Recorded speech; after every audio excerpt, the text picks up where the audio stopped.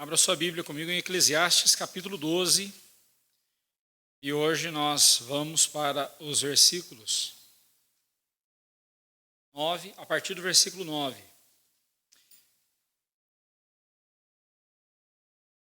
Eclesiastes 12, versículo 9.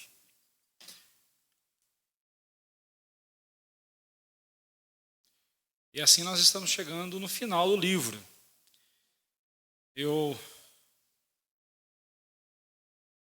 Possivelmente nós não conseguiremos concluir hoje, será semana que vem, mas vamos até onde o Senhor nos permitir aqui. Eclesiastes 12, a partir do verso 9. Por fim, então, nós chegamos no final do livro de Salomão, o livro do Eclesiastes, escrito por Salomão, e que nos leva, então, à conclusão, não só do seu livro, mas à conclusão de todo o discurso, de que ele vem trazendo. E nessa parte final do livro, quando ele fala sobre uma vida pela fé, agora então veremos, a partir do verso 9 até o versículo 14, que viver pela fé requer cuidar do coração. Cuidar do nosso coração, cuidar da nossa vida, cuidar do nosso homem interior, aquilo que a Bíblia chama de homem interior, que às vezes é chamado de coração, às vezes é chamado de mente, às vezes é chamado de alma, às vezes é chamado de espírito, mas a Bíblia usa esses termos todos para falar do homem interior, cuidar da nossa fé, cuidar do nosso temor a Deus, cuidar das nossas motivações. É isso que nós queremos dizer por coração aqui. Então, no versículo anterior, versículo 8, nós vimos que Salomão ele fechou o livro, fechou a conclusão. Na literatura nós chamamos isso de inclusio. O que é um inclusio? É um parêntese. Ele começou o assunto lá no comecinho do livro, quando ele falou sobre a vida debaixo do sol, o significado da vida. E agora, então, no versículo 8, ele encerra exatamente com a mesma fala. Vaidade de vaidade, diz o pregador, tudo é vaidade. Foi exatamente assim que ele começou o livro. Vá comigo lá no comecinho, no capítulo 1. E você pode conferir isso. No capítulo 1, ele começa, depois de se apresentar, no versículo 2, ele diz assim: vaidade de vaidade, diz o pregador, tudo é vaidade. Tudo é vaidade. E assim ele encerra no capítulo 12, versículo 8. Por isso, muitos comentaristas, muitos estudiosos do Antigo Testamento, do texto bíblico, afirmam que o versículo 9 até o versículo 14, esse trecho não foi escrito por Salomão, mas foi algum escriba, algum outro estudioso do livro, que posteriormente colocou essa segunda conclusão do livro. Eu particularmente discordo, porque tudo que é dito no versículo 9 ao versículo 14 está em perfeita harmonia com o restante do livro. E não é incomum nas Escrituras, isso não é nada novo, não é nada inédito, que quando um escritor sagrado ele encerra o livro, ele continua e traz mais uma conclusão, ou traz mais algumas informações depois de ter encerrado o livro. É muito parecido com quando o seu pastor está pregando e diz assim: encerrando então o nosso sermão, ele prega mais meia hora. É meio parecido assim. Mas aqui Salomão ele tem um propósito quando ele coloca dessa forma, quando ele vem trazer essas palavras finais para nós. E nesses versículos, então, Salomão está reforçando tudo que ele vem ensinando desde o começo. Diz assim a palavra de Deus, vamos ler. O pregador, além de sábio, ainda ensinou ao povo o conhecimento. E atentando e esquadrinhando, compôs muitos provérbios. Procurou o pregador achar palavras agradáveis e escrever com retidão palavras de verdade. As palavras dos sábios são como aguilhões e como pregos bem fixados às sentenças coligidas dadas pelo único pastor. Demais, filho meu, atenta, não há limite para fazer livros, e o muito estudar é enfado da carne. De tudo que se tem ouvido, a suma é: teme a Deus e guarda os seus mandamentos, porque isto é o dever de todo homem. Porque Deus há de trazer a juízo todas as obras, até as que estão escondidas, quer sejam boas, quer sejam más. Vamos orar. Senhor Deus, mais uma vez na tua presença, nós clamamos ao Senhor, que assim como fomos alimentados espiritualmente pela ceia do Senhor, sejamos agora alimentados pela tua palavra. O pão vivo que desceu do céu, que o Senhor nos deu através de Jesus Cristo, teu Filho amado. Alimenta a nossa alma, Pai. Precisamos sair daqui hoje fortalecidos, amparados, dirigidos, corrigidos pela palavra do Senhor. Pedimos isso em nome de Jesus. Amém. 3 assuntos se destacam aqui nesses versículos 9 a 14. E nós vamos começar vendo alguns deles hoje. O primeiro assunto é a palavra de Deus, a excelência da palavra de Deus. O segundo assunto é a nossa obediência à palavra de Deus. E o terceiro assunto é o dia do juízo. Então, comecemos então com a excelência da palavra de Deus. Cuidando do nosso coração com a palavra de Deus. A primeira verdade que nós destacamos aqui. Nós precisamos constantemente cuidar do nosso coração com a palavra de Deus. Por que nós precisamos de aconselhamento? Essa é uma pergunta que nós, do aconselhamento bíblico, sempre fazemos. Por que nós precisamos de aconselhamento?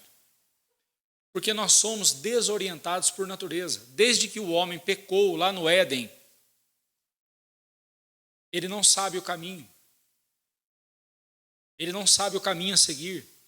E aí ele pensa que a sua sabedoria, a sua inteligência, a sua capacidade vai guiá-lo, a sua expertise, ele vai conseguir se guiar. E aí ele se afunda cada vez mais, como o próprio Salomão disse. Quanto mais o homem se acha, mais ele se afunda, mais ele se perde.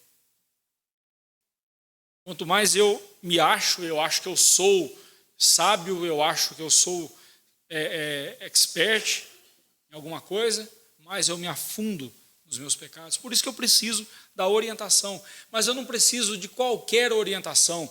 O mundo está cheio de orientações, oferecendo muitas orientações para nós. Tem vários experts no assunto, tem vários especialistas aí dando conselhos para você.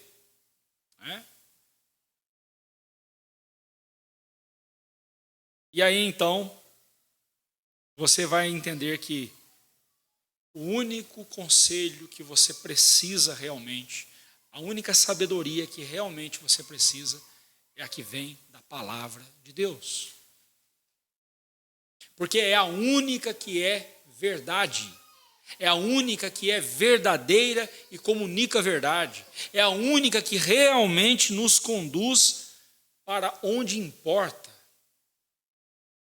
E nós não devemos trocar a palavra de Deus por nenhuma outra, nenhum outro caminho, nenhuma outra orientação. A palavra de Deus, ela é suficiente para nós. Salomão diz assim: o pregador, além de sábio, ainda ensinou ao povo o conhecimento. E atentando e esquadrinhando, compôs muitos provérbios. Procurou o pregador achar palavras agradáveis e escrever com retidão palavras de verdade. Vamos entender o que ele está dizendo aqui. Nós não devemos tomar essas palavras de Salomão a respeito de si mesmo, como arrogantes. Salomão era um cara arrogante, né? Olha só. Ele disse que ele era sábio, e além de sábio, de muito conhecimento, ele ainda ensinou o povo. O sujeito arrogante, né? Geralmente, quando você tem um grupo de ignorantes, aquele que tem um pouco mais de sabedoria é tido por arrogante mesmo, né? Infelizmente. Infelizmente, isso acontece em todo lugar. Você vê um grupo de arrogantes, você pode ver, são ignorantes e eles invejam ou não querem acatar a sabedoria do que é sábio. Mas não é esse o problema. A questão aqui é, Salomão está dizendo que ele recebeu do próprio Senhor Deus a sabedoria. E como alguém que não é egoísta, como alguém que não é dominado pelo egoísmo, Salomão então compartilha com o povo de Deus a sabedoria. Por quê? Porque Deus tem o propósito de nutrir e de abençoar o coração de todos os filhos dele. Olhando para a igreja aqui, Deus não quer dar o conhecimento dele, ele não quer abençoar pessoas com o conhecimento dele, apenas um grupo seleto de irmãos. Não. Pelo contrário, ele quer que todos sejam abençoados. Reportando ao trecho da Confissão de Fé, no capítulo 27, parágrafo 3º, que nós vimos agora há pouco, e eu reforcei aqui na hora da ceia do Senhor, é exatamente isso. O poder não está em quem ministra. Não é quem ministra, quem ministra a ceia, que é o que torna a ceia do Senhor sublime. Não, mas é a obra do Espírito Santo. E quando eu penso também em relação à igreja, na questão do ensino, é a mesma coisa. Deus não tem o conhecimento dele só para o pastor, só para os presbíteros, só para os professores de escola dominical. Pelo contrário, Deus quer que todos nós cresçamos no conhecimento dele. É a isso que a Bíblia chama de maturidade. Para alcançarmos essa maturidade em Cristo Jesus, para alcançarmos a plena estatura de Cristo Jesus, nós precisamos do conhecimento da palavra de Deus. Não tem como você e eu crescermos se não crescermos no conhecimento da palavra do Senhor. O que Salomão está dizendo aqui é que quanto mais sábio ele se tornara, tanto mais sabedoria ele ensinou ao povo. E esse princípio nós deveríamos levar ele com todo o nosso empenho. Começando comigo como pastor dessa igreja, eu tenho que me esforçar em conhecer cada vez mais, me aprofundar cada vez mais no conhecimento da palavra de Deus para conduzir a igreja. Pensando nos nossos presbíteros, pensando nos nossos diáconos, nos nossos professores de escola dominical, dos adultos, né, de mamando a caducando, né, dos bebezinhos até os mais velhos, todos, nós precisamos entender isso. Você, pai, você, mãe, você precisa ter conhecimento da palavra de Deus, ter conhecimento das Escrituras para educar os seus filhos, para conduzir os seus filhos no caminho do Senhor. Isso é função do meu marido. Ele é o cabeça do lar, ele que tem que estudar a Bíblia, ele que tem que correr atrás. Não, mãe, você também tem que fazer isso. Aí o marido fala assim, não, minha esposa ela é uma exímia professora, ela é uma bênção, ela é uma exímia educadora, então deixa por conta dela. Não, pai, não seja negligente. Não seja negligente, pelo contrário, busque o conhecimento do Senhor para ter o que passar para aqueles que estão sob a sua tutela, sob o seu cuidado. E pensando agora em todos os crentes, todos os servos de Deus, como é que você vai comunicar o conhecimento de Deus às pessoas lá fora? Como é que você vai pregar o evangelho para as pessoas lá fora se você não tem conhecimento da palavra de Deus?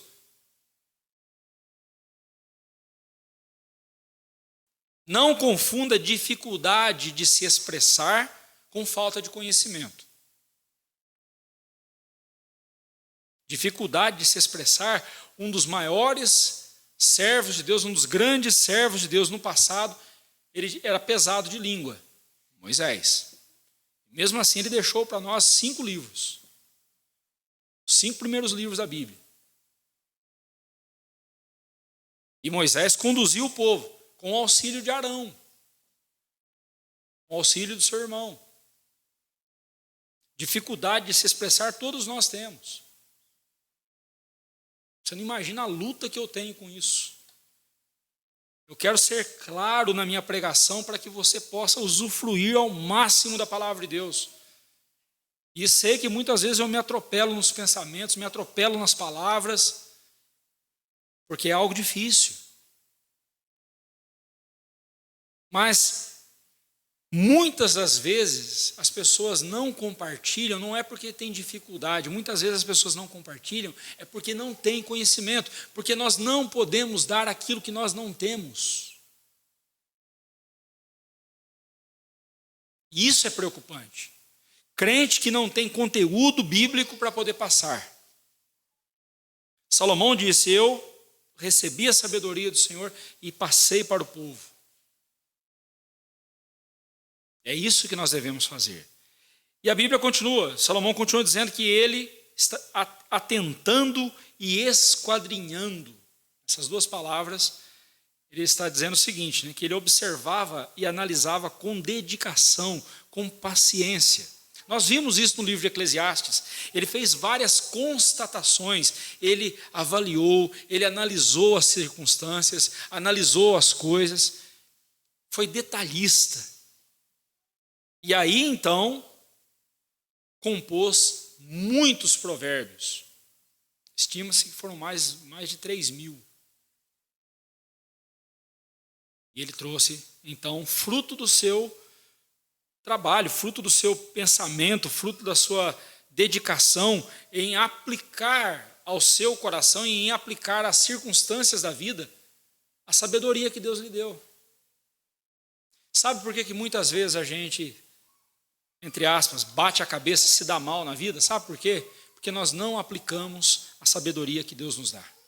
Nós não pomos em prática. Sabedoria não é um diploma que eu tenho e ponho na parede para dizer que eu me formei naquilo. Quem me conhece sabe que eu não me importo com isso. Tem lá meus diplomas, estão todos eles guardados. Não tem nenhum na moldura pendurado na parede. Quem gosta de fazer isso, eu não critico. É o gosto de cada um. Eu, particularmente, não vejo necessidade nisso. Eu não vejo importância alguma em você entrar no meu gabinete pastoral e ver quantos diplomas eu tenho. Nossa, o pastor Olivar é capacitado. Não. Porque eu não estou preocupado com o que você vê em mim, mais do que o que você está vendo. Eu quero que você veja Cristo. Eu quero que você, ao conversar comigo, entenda que a sua maior necessidade é Jesus, é a palavra de Deus. Bem, vamos em frente. Salomão disse que ele esquadrinhou e compôs muitos provérbios. Então aqui nós podemos dizer que quando nós lemos e estudamos e meditamos em Eclesiastes, nós vimos aquilo que podemos dizer lucidez lógica. O que é uma lucidez lógica? Salomão foi um homem muito lúcido, um homem com a mente muito aguçada, uma mente muito perspicaz. Ele olhava para uma circunstância e conseguia, então, extrair dessa circunstância algum ensinamento importante para a sua vida e para a vida do povo a quem ele estava guiando. Uma lucidez lógica. Philip Ryken diz o seguinte: após uma declaração inicial do tema, lá no capítulo 1, do versículo 1 ao versículo 11, o pregador nos contou a história de sua busca pelo sentido da vida. E foi desde o capítulo 1, versículo 12, até o capítulo 6, versículo 12. Então, para nos ajudar a saber como viver para Deus num mundo vão, um mundo vazio, ele demonstrou a diferença entre a sabedoria e a tolice. Capítulo 7 até o capítulo 11. E ele encerra apropriadamente o seu livro falando mais uma vez sobre a morte e o morrer. Nós vimos isso semana passada, capítulo 12, de 1 a 7. Antes de reafirmar o seu tema primário, né? Vaidade, vaidade, todas as coisas são vaidades. Aqui agora no capítulo 12, verso 8. Olha só, e foi uma lucidez, ele seguiu uma lógica no seu pensamento. Nesse 1 ano e meio ou mais, quase 2 anos, meditando no livro de Eclesiastes, nós pudemos ver isso. A lucidez de um homem que foi iluminado pelo Espírito Santo de Deus, capacitado pelo Espírito Santo de Deus. E aí, meus irmãos, vem uma grande alegria para o meu coração, uma grande esperança para o meu coração, porque o mesmo Espírito Santo que abençoou Salomão com sabedoria é o mesmo Espírito Santo que hoje está aqui para agir em nossos corações. E nós devemos desejar ardentemente a sabedoria de Deus, não para nos exibir, mas para ter o que transmitir às pessoas, sejam aos nossos filhos, sejam aos nossos irmãos, sejam aos nossos vizinhos, nossos amigos, seja para quem for, mas nós temos que desejar a sabedoria de Deus para transmiti-la para a glória do Senhor. Também nós podemos ver em Salomão, nos seus escritos em Eclesiastes, a sua habilidade literária, ou aquilo que alguém chama de maestria literária, né? Mas a habilidade dele. Quando ele diz assim, ele fala no versículo 10, procurou o pregador achar palavras agradáveis. O substantivo, que aí foi traduzido por agradáveis, né? Significa deleite, prazer. Dá gosto a gente ouvir um discurso bem elaborado, né? Um discurso lógico que a gente consegue entender, que a gente consegue captar a mensagem ali que está sendo passada. Dá gosto a gente ouvir uma mensagem assim. Dá gosto ouvir uma pregação em que a sabedoria, não é a sabedoria da pessoa, mas é aquele que é a sabedoria de Deus, Jesus Cristo, anunciado a nós. Dá gosto sentarmos para ouvir a pregação da palavra de Deus. Nosso coração se deleita com isso. E eu digo para você, o coração do crente, ele não se deleita com qualquer pregação. O coração do crente de verdade, ele só se deleita quando ele está ouvindo a palavra de Deus, a pregação da palavra de Deus, a exposição da palavra de Deus. Eu louvo a Deus pelos nossos símbolos de fé, tanto a confissão de fé quanto o Catecismo Maior fala sobre a questão da transmissão da palavra de Deus por parte do pregador e a recepção da palavra de Deus por parte da igreja que está ouvindo. E eles deixam bem claro a responsabilidade de cada um. É a responsabilidade do pregador apontar somente para Cristo, glorificar a Cristo Jesus, apontar para o Senhor Jesus. É responsabilidade do pregador ser bíblico e não sair dos trilhos da palavra de Deus, mas ensinar a palavra de Deus.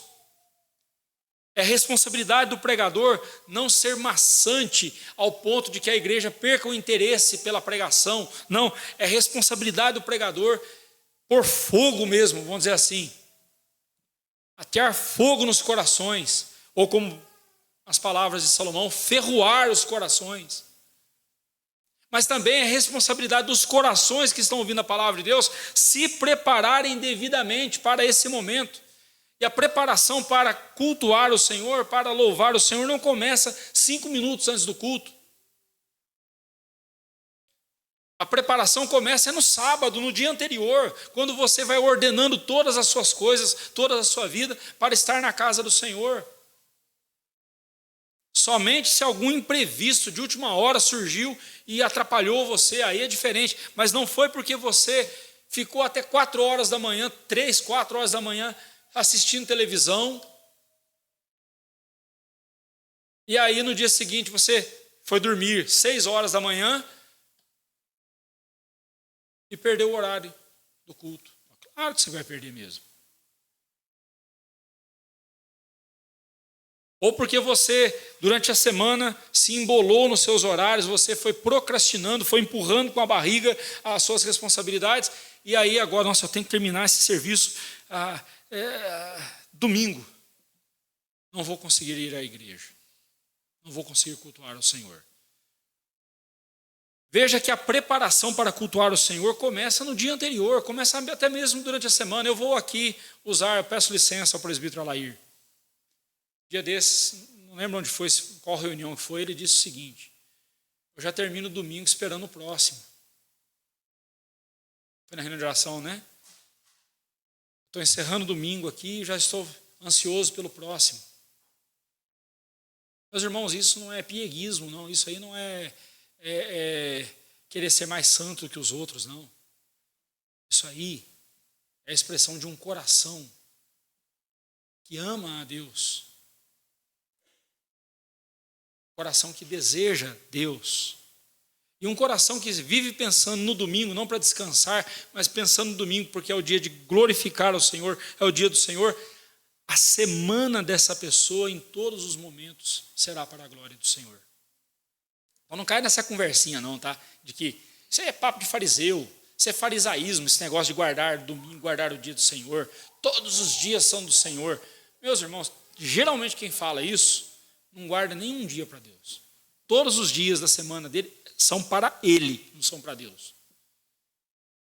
Aqueles que zelam pelo dia do Senhor, vivem de segunda a sábado na perspectiva do domingo, da santidade do domingo, da santidade do dia do Senhor. Observe isso. Observe isso na sua vida. Vamos em frente. Salomão, então, ele fala de palavras agradáveis. Longe, o livro de Eclesiastes, longe de ser um livro fúnebre ou mal-humorado, como alguns imbecis dizem por aí, esse livro é de uma beleza singular. Veja, por exemplo, a forma poética como ele falou sobre o tempo, lá no capítulo 3, do versículo 1 ao versículo 8. Quantas canções esse trecho já rendeu, não é mesmo? Ele é inspirador quando ele fala sobre o tempo. Há tempo de se abraçar, tempo de afastar, tempo de plantar, tempo de arrancar, tempo de edificar, tempo de derrubar. Há tempo para todas as coisas debaixo do sol. Olha que coisa linda a poesia do livro, né? Ou a forma como ele descreve as vicissitudes do envelhecimento. Nós vimos semana passada, do versículo 1 ao versículo 8. Envelhecer dói, envelhecer é difícil, mas veja como que ele descreve o envelhecimento aqui, a forma poética como ele descreveu. Então, quem olha para um livro desse e diz que esse livro é fúnebre, que esse livro é pessimista, é mal-humorado, meus irmãos, essa pessoa está entupida de pecado no coração, porque não existe maior beleza do que a que nós vimos nesse livro de Eclesiastes. É um livro lindo. São palavras agradáveis, são palavras belas, que enchem a nossa alma de prazer e alegria. Mas é verdade também que Salomão procurou escrever com retidão palavras de verdade, ou seja, que nós vemos a sua integridade intelectual. Ele não ficou, vou usar uma expressão aí dos nossos dias, ele não ficou passando pano para nós. Pelo contrário, quando precisou, ele bateu forte. Quando precisou, ele nos confrontou. O substantivo yosher, que aqui é traduzido por retidão, a bem da verdade não é um substantivo, é um adjetivo, é o que é reto, o que é correto. Essa é a ideia. Aquilo que é reto, aquilo que é justo, aquilo que é correto. E a palavra que ele traduz aqui por verdade, comunica fidelidade, estabilidade, confiabilidade. Você pode confiar na palavra de Deus. Quando a palavra de Deus diz para você fazer tal coisa, ainda que pareça estranho, deixa eu pegar aqui um exemplo. A palavra de Deus diz para você, pai, corrigir o seu filho com a vara. Aí vem os psicólogos, vem a psicologia de plantão e diz, que isso? Violência só gera violência, não é?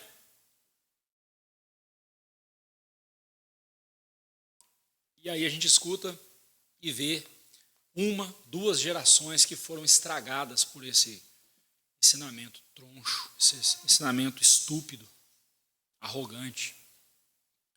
Obviamente a Bíblia não está mandando você espancar o seu filho, mas ela está mandando use a vara.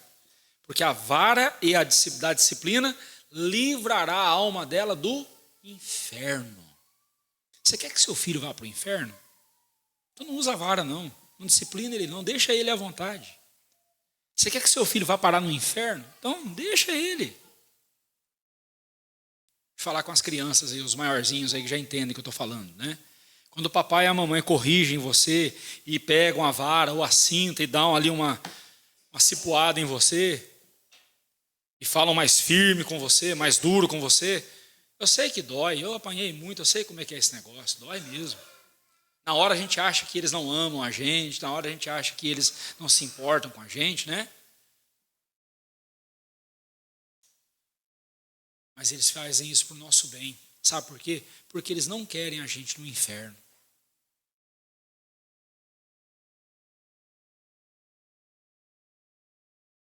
Eles não querem que a nossa alma vá parar no inferno. Eu garanto para você, o inferno dói muito mais do que as varadas da mamãe. Pode ter certeza disso. Não tem nem como comparar. As varadas da mamãe comparadas ao inferno são carinho. São cócegas. Eu não sei nem o que é o inferno, nem vou saber, graças a Cristo Jesus. Nem vou saber o que é. Porque foi Cristo quem me livrou do inferno e Cristo me deu pais, papai e mamãe, que me criaram no temor do Senhor, para que eu não fosse para lá. Eu louvo a Deus pela vida deles. Bom, vamos em frente. Confie na palavra de Deus. As palavras são palavras de verdade, ou palavras verdadeiras. Óbvio, vindas de Deus não poderiam ser diferentes, porque Deus é a verdade, Deus é a luz. Mas nem sempre as suas palavras são palavras agradáveis. Salomão diz no verso 11, na parte inicial, que as palavras dos sábios são como aguilhões. Sabe o que é o aguilhão? Quem é da roça sabe muito bem o que é.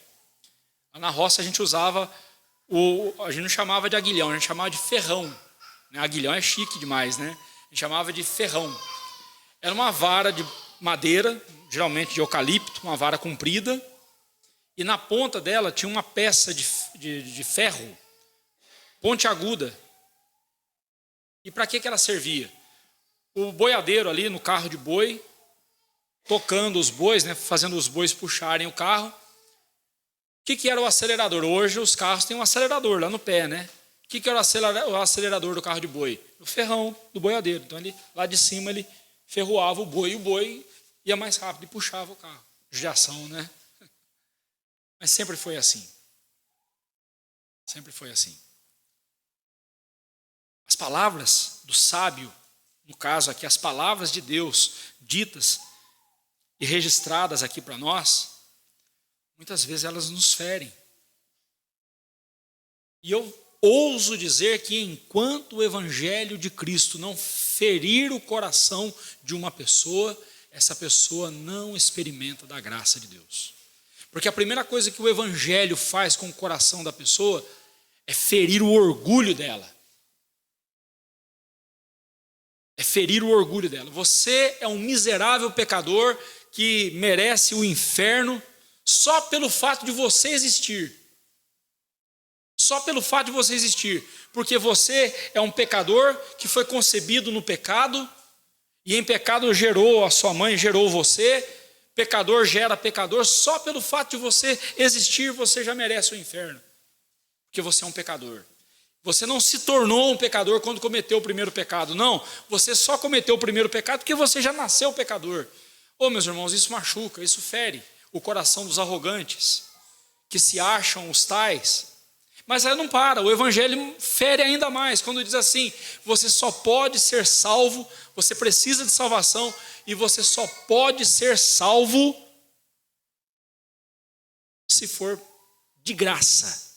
Se for porque Jesus Cristo morreu na cruz por você, derramou o sangue dele por você, e você nem com todo o dinheiro desse mundo poderia adquirir a sua salvação. Você só adquiriu a salvação porque Cristo deu para você gratuitamente. Se você quer saber o quanto você é orgulhoso, basta você receber um presente inesperado. Final de ano chegando aí e tal, você compra presente para um, compra presente para outro, você esqueceu do fulano. Mas o fulano não esqueceu de você. Aí na hora que você está distribuindo os presentes e tal, o fulano chega com um presente. Ô, fulano, aqui eu trouxe um presente para você de fim de ano. Aí você, obrigado. Meu Deus do céu, eu esqueci dele. Como é que eu faço agora? primeira coisa que você faz é ver se tem algum presente repetido, né? Aí você já aproveita, né? Mas por que a gente tem esse ímpeto de não só receber o presente e agradecer e dizer assim, olha, desculpa, eu não comprei o seu presente. Ou então simplesmente agradecer e não ficar se desculpando, porque às vezes o soneto fica pior do que, a emenda fica pior do que o soneto, né? O remendo fica pior do que o rasgado, então não fica se justificando. Né? Aí um outro dia você compra o presente, dá o presente para ele, pronto. Mas por que a gente tem essa coisa de querer logo devolver o presente ou dar um presente de volta? Por quê? Porque a gente é orgulhoso, a gente não sabe receber de graça. A gente quer ficar quites, né? Então, se você... Calma, eu não estou usando isso como desculpa para não dar presente para você, tá? Eu não vou dar presente mesmo, pode esquecer. Então, eu não estou prometendo, então não vou dar o que eu não estou prometendo. Então, fica tranquilo, tá bom? Mas eu estou dizendo isso porque isso é o orgulho no nosso coração. É o orgulho dentro de nós. Né? Bem, vamos em frente. O Evangelho é como um aguilhão ferroando o nosso coração.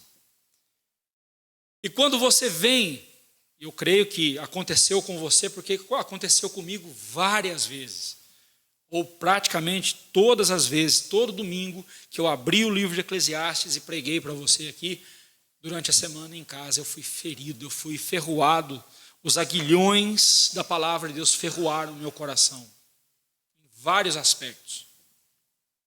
Quando eu estava preparando o sermão para você aqui, domingo, para pregar para você. Então, quando você foi ferroado no seu coração, muitas vezes, ao longo aí desses 2 anos pregando Eclesiastes, lembre-se disso, você precisa levar essas ferroadas. Nós precisamos ser aguilhoados pela palavra de Deus. Nós precisamos ser ferroados pela palavra de Deus. Sabe por quê? Porque é como aqueles bois que vão se acomodando, né, na sua marcha e vão andando mais devagar e vão parando. E aí vem o boiadeiro e dá uma ferroada e o bicho, né, acorda e a gente precisa disso de vez em quando. Se não de vez em sempre. Graças a Deus eu tenho o hábito de pregar sequencialmente a Escritura. Então, se você chegou num dia que eu estou pregando um determinado texto, você vai dizer assim, nossa, mas hoje a mensagem foi para mim, o pastor Olivar me expôs lá na frente. Não, não expus ninguém, não falei seu nome, não falei nome de ninguém. Eu preguei a palavra de Deus para você. Eu preguei o que a Bíblia está dizendo. E se pela providência de Deus casou de você estar no dia certo para ouvir essa mensagem, aguente firme, meu irmão. E louve a Deus porque Ele está falando com você. Ele está chamando você para a presença dEle novamente. Bendiga o nome do Senhor por isso, em vez de ficar aí mimizento, né, chorando, reclamando, está falando, dando mensagem carapuça em mim. Não estou fazendo isso não, irmão. Meu compromisso aqui é com Cristo. E o meu desejo é ver a igreja crescendo em santidade na presença do Senhor. Nem que para isso tem que levar ferroadas. Mas também Salomão usa uma outra figura, a de pregos afixados. Ele fala, as sentenças, né, como pregos bem fixados, são as sentenças coligidas, dadas pelo único pastor. Quem é esse único pastor? Certamente Deus. Ainda que no Antigo Testamento, os reis, como Salomão, eles eram considerados pastores do povo de Deus. Os profetas, né? Acho que é o profeta Jeremias, capítulo 3, versículo 15, ele fala isso. Deus promete, eu darei a vocês pastores segundo o meu coração. Todo mundo pensa no pastor Olivar, né? Não, mas pastores ali são os reis. São os pregadores da palavra de Deus, são os reis.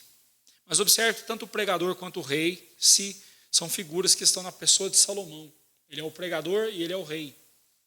Só que aqui, quando ele fala, dadas pelo único pastor, e ainda bem que está grafado com um P maiúsculo, porque aí nós estamos falando de Deus.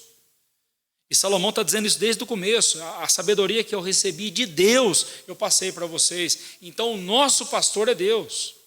O nosso pastor é Jesus. E eu digo isso para mim o tempo todo, irmãos. Eu sou o pastor dessa igreja? Não, eu sou apenas um oficial dessa igreja, pastoreando o rebanho. Porque eu também sou ovelha do pastor Jesus.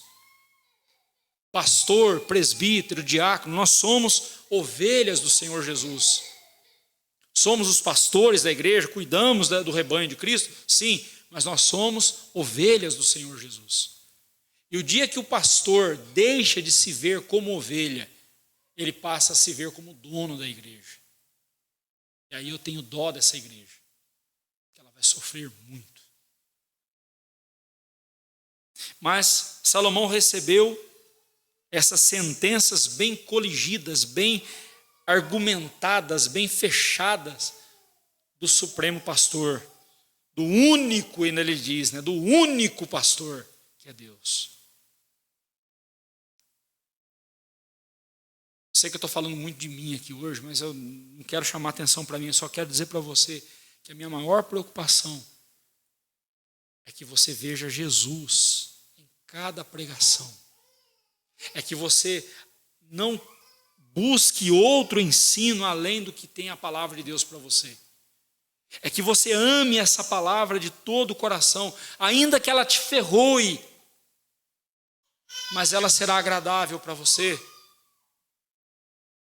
O salmista no Salmo 19, ele fala o que a palavra de Deus é e o que ela faz. Aí depois ele diz, ela é mais pura do que o mel, mais doce, não, mais pura do que o ouro refinado, do que muito ouro refinado, e mais doce do que o mel e o destilar dos favos. Aí ele diz, além disso, além dela ser tudo isso, por elas se admoesta o teu servo. Ou seja, eu me admoesto. Admoestar literalmente, puxão de orelha. Eu ponho o meu coração na palavra de Deus.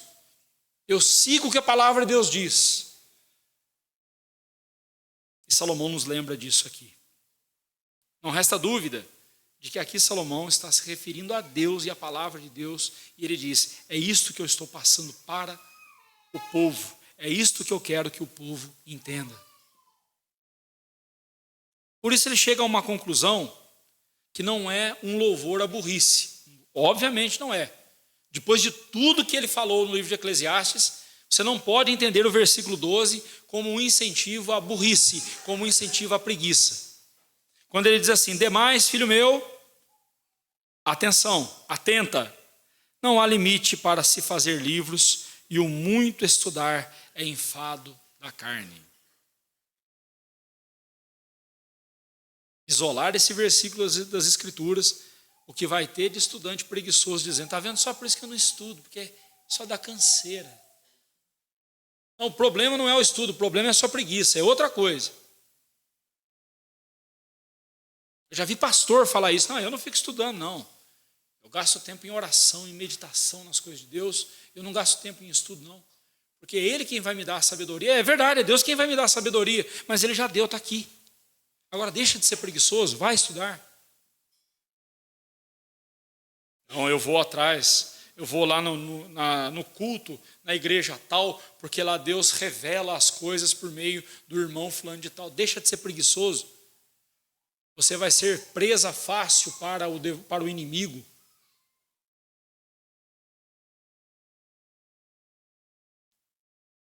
E até mesmo o seu coração, quando o seu coração, você pensar assim, Deus falou ao meu coração. Preste atenção, Deus nunca vai falar algo diferente do que Ele diz na Bíblia. Deus não vai dizer uma coisa aqui e vai negar outra ali. Ele não vai dizer para você, participe da ceia do Senhor, celebre a ceia do Senhor, e em outro desse você vai dizer, não tem necessidade.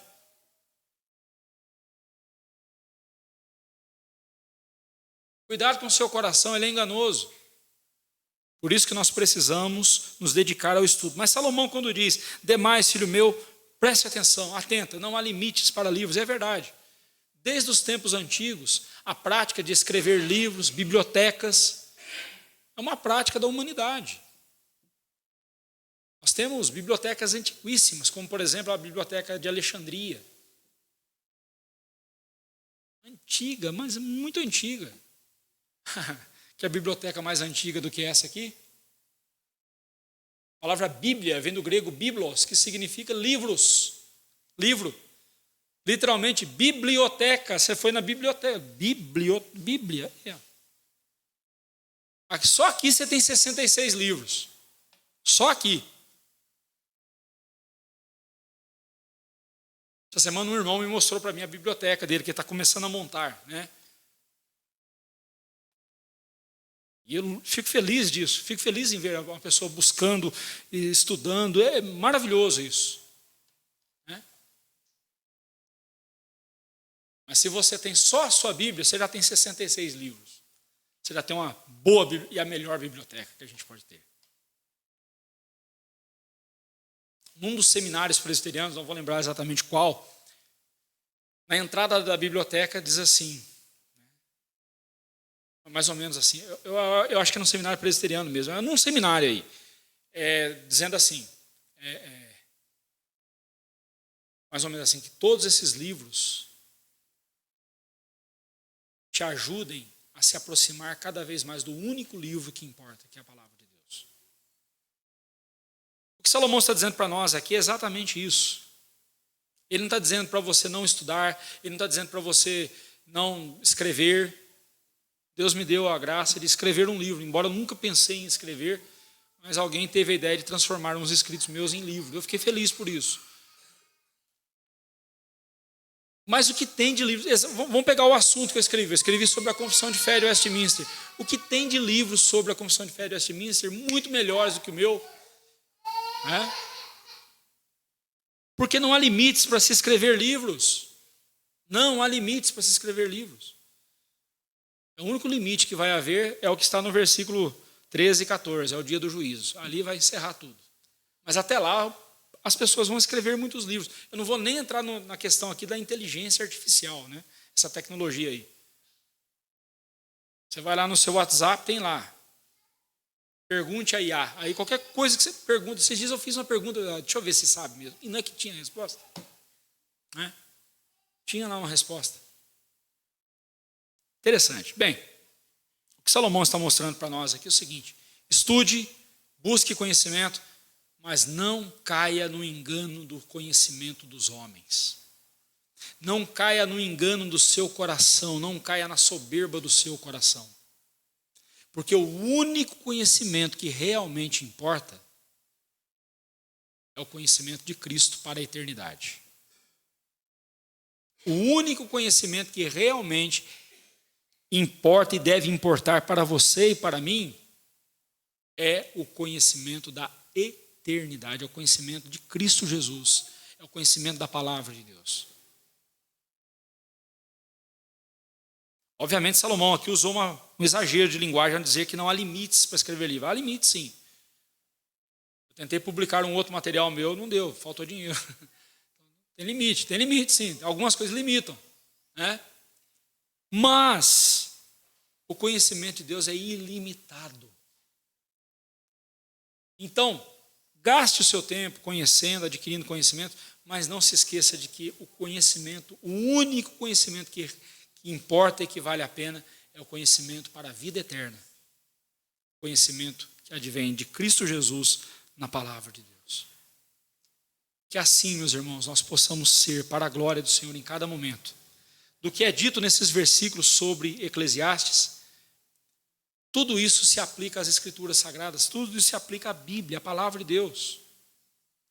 O apóstolo Paulo, escrevendo Romanos 15, versículo 14, ele diz: pois tudo quanto outrora foi escrito, ele está pensando também em Eclesiastes, para o nosso ensino foi escrito, a fim de que, pela paciência e pela consolação das Escrituras, tenhamos esperança. Vamos pegar do fim para o começo esse versículo. O que tem te dado esperança? No que você tem colocado a sua esperança? Paulo diz que a esperança do crente advém da consolação e da paciência das Escrituras. Escrituras essas que foram deixadas por Deus para nós, desde os tempos antigos, foi escrita e foi deixada para nós. Antigamente, Deus instruía o seu povo diretamente com revelações, com outros meios, como diz Hebreus capítulo 1. Diversas formas, várias maneiras, Ele nos comunicou. Porém, agora, nos últimos dias, Ele nos tem falado por Jesus Cristo. Ele nos fala por meio de Jesus. Ele nos fala por meio de Jesus. E Jesus nos fala por meio da sua palavra. A nossa esperança está na palavra de Deus. Se a sua esperança não brota da palavra de Deus, não está ligada ao que a palavra de Deus diz, você vai entrar em desespero. Se você espera vencer o pecado no seu coração pelos seus méritos, pelos seus esforços, e não pelo que a palavra de Deus te diz e te dá, você não vai vencer. Se você espera reconstruir a sua vida, se você espera ter uma vida feliz, e essa esperança não está na palavra de Deus, na obediência à palavra de Deus, você não conseguirá. Onde está a sua esperança, meu irmão? Quando você precisa de esperança para o seu coração, onde você busca o ensinamento? Em quem você busca o ensinamento? Ouvir e aprender da palavra de Deus para você é a coisa mais importante de sua vida? Semana que vem nós falaremos sobre a obediência da palavra de Deus. Por enquanto estamos falando sobre o ouvir, o receber. É com a sua palavra que Deus nos ensina a sua vontade. É com ela que Ele também nos repreende quando nós falhamos em obedecê-lo. E após repreender-nos, é com ela que Ele nos corrige para fazermos o que é certo, para andarmos na direção certa. E assim Ele nos educa na justiça, Ele nos disciplina, Ele nos habilita a continuarmos obedecendo a Ele.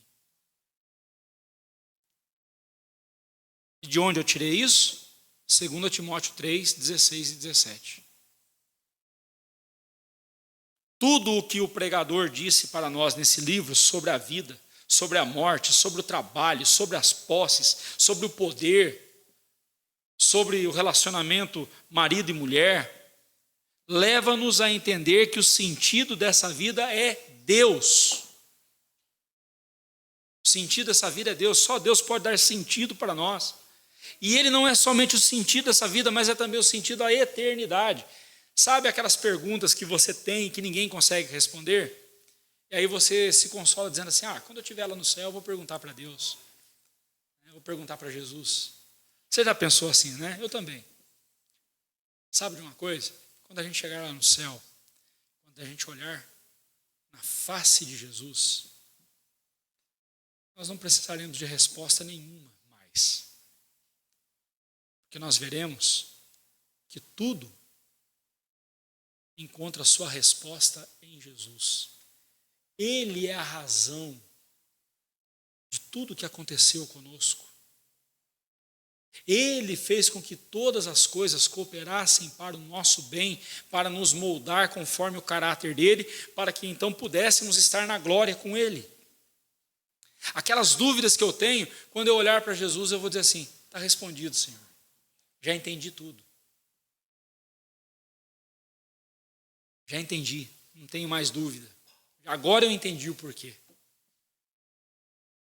Hoje a gente caminha por fé. E caminhar por fé nesse mundo vão, nesse mundo vazio, a gente precisa cuidar do nosso coração, meus irmãos. Porque o nosso coração é enganoso, é desesperadamente corrupto. Ele quer soluções fáceis, soluções que não exijam esforços, que não exijam dores, que não exijam sofrimento. O nosso coração quer sombra e água fresca. Nosso coração nem mudança quer, se você quer saber mesmo. Nem mudança a gente quer. A gente quer continuar do jeito que está. Cuidado com o seu coração, cuide, tome cuidado, não só fique atento ao seu coração, mas cuide dele, pastoreie o seu coração com as palavras do único pastor que é Jesus. Pastoreie o seu coração, discipline o seu coração. Não deixe ele se extraviar. Enquanto estivermos neste mundo, temos que pôr a palavra de Deus em nosso coração e pôr o nosso coração na palavra. É a única direção que nós temos para seguir. Temos que nos deleitar nos seus ensinos, que são mais doces do que o mel, e os desejarmos mais do que tudo nessa vida, como disse o salmista.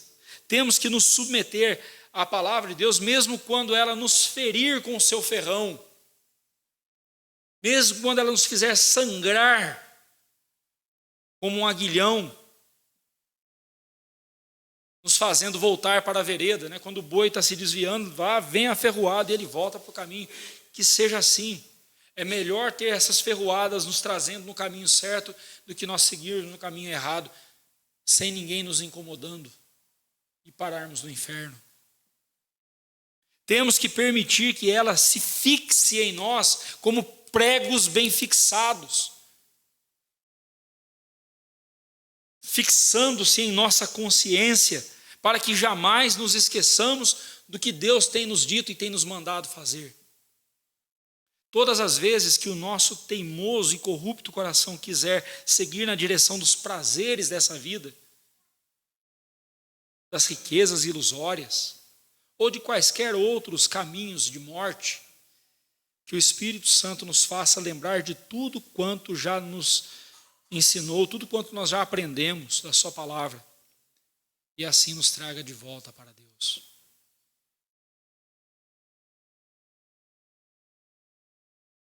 Essa pergunta eu ia fazer semana que vem, eu ia fazer hoje, porque eu imaginava encerrar o livro hoje, mas vou deixar para a semana que vem o versículo 13 e 14. Mas eu vou fazer uma pergunta.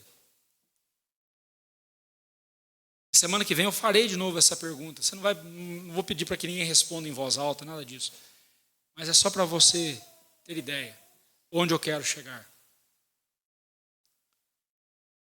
De tudo que você ouviu de Eclesiastes ao longo desses 1 ano e meio praticamente, nós estamos desde março do ano passado expondo Eclesiastes, quase 1 ano e meio ou mais. Quais ensinamentos você está levando para o seu coração? Quais das verdades que você ouviu aqui domingo após domingo? Olha, eu lembro quando o pastor Olivar pregou sobre Eclesiastes e ele falou sobre esse texto aqui. Eu lembro que ele falou isso. Como isso calou fundo no meu coração. E quais dessas verdades que ficaram gravadas no seu coração, quais delas moldaram o seu agir, o seu pensar, o seu falar? Porque não adianta você ter boa memória se você não estiver praticando. Não adianta ter boa memória, lembrar do que você aprendeu e não pôr em prática. Não adianta. O que você tem lembrado? O que você aprendeu? E o que você está levando com você? Que Deus assim nos abençoe. Semana que vem, se o Senhor nos permitir, terminaremos o versículo 13, terminaremos o livro com o versículo 13 e 14. E já esteja estudando a carta de Paulo aos Romanos, que será o próximo livro que nós vamos meditar. Ok? Nos coloquemos em pé e cantemos o hino 147.